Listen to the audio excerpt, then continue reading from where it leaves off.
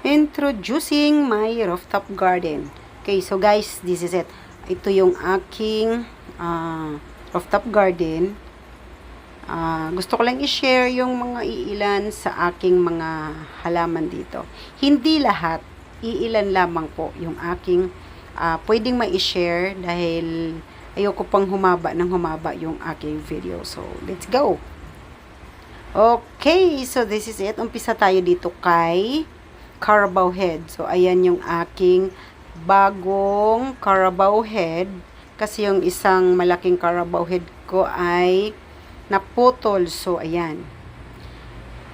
At ito naman ay si aking bromeliads. Ang aking very lush na bromeliads. So, isa lang yan siya. Pero ngayon, kung inyong napansin, ayan, may mga sanga-sanga na siya. Sanga ba matatawag doon?